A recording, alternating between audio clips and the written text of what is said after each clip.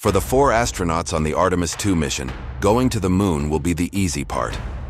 The real ordeal, the moment that will decide everything, is the final minutes of their journey.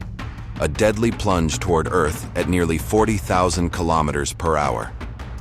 With a heat shield that has already caused problems and a speed that won't forgive even the slightest error, this is no simple trip home. It is the litmus test that will tell us whether humanity is ready to return to the moon and someday travel to Mars. Are the Orion spacecraft and its crew prepared for the riskiest re-entry of the modern space age? The Artemis II mission is a milestone. For the first time in more than 50 years, humans will travel beyond Earth's orbit. They will fly around the moon, going farther than any Apollo mission. The crew, Reed Wiseman, Victor Glover, Christina Koch, and Jeremy Hansen, will not land. Their main objective is different: to verify that the Orion spacecraft functions flawlessly with people on board in the harsh environment of deep space. But on this mission, the enemy isn't the vacuum of space, but pure unyielding physics. To return from the moon, the Orion capsule must slow down from a nearly unimaginable speed. Returning from the International Space Station, which is about 400 kilometers high, is already complicated. But the moon is nearly 1,000 times farther away. Earth's gravity mercilessly accelerates the spacecraft as it falls, causing it to crash into the atmosphere at more than 30 times the speed of sound. At that speed, the air doesn't move out of the way. It compresses violently in front of the capsule, creating a plasma that burns at nearly 2,800 degrees Celsius, half the temperature of the sun's surface. For nearly 20 minutes, the astronauts will be trapped inside that fireball, and their survival will depend on a single component. It is a level of energy and risk that no crewed mission has faced since the Apollo era, and the technology meant to protect them has a troubling track record. The return of Artemis II faces 3 deadly challenges, where the margin for error is literally zero. The key to surviving this inferno is Orion's heat shield. It is a 5-meter diameter disc made of 186 blocks of a material called avcoat. Its function is ablative. It burns and disintegrates in a controlled manner, absorbing the extreme heat so that the astronauts inside remain at a comfortable temperature. The problem is that on the uncrewed Artemis I mission, the shield did not perform as it should have.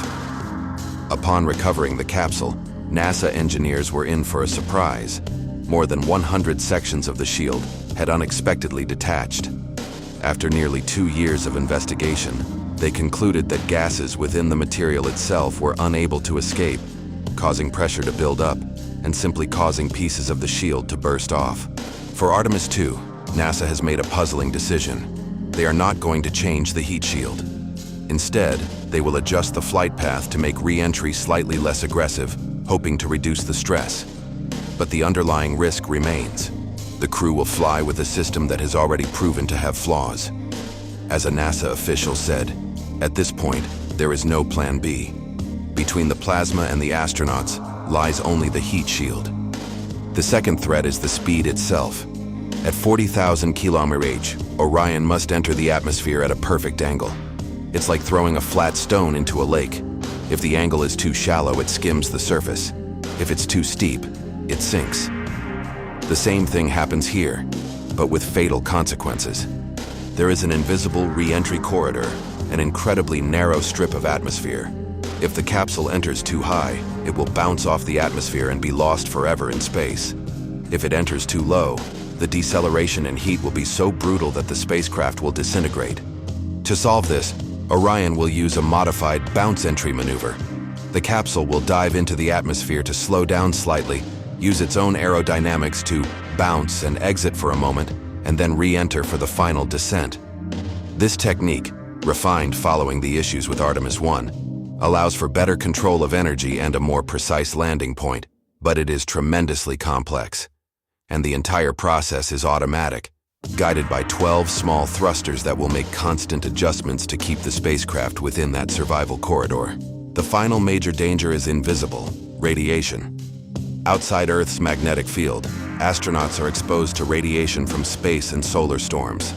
On their 10-day journey, they will receive much higher doses than at the space station. To protect them, the spacecraft is equipped with shelter zones and solar storm alerts.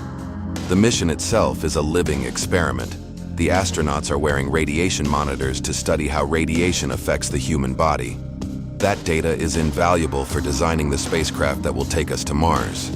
And to top it all off, at the most critical moment of re-entry, the plasma surrounding the capsule will completely block all communications. For about 6 long minutes of absolute silence, the crew will be completely alone, cut off from Houston as they pass through a fireball with a shield of questionable reliability and execute a maneuver of unprecedented complexity. With so many risks, how does NASA plan to bring them back safe and sound?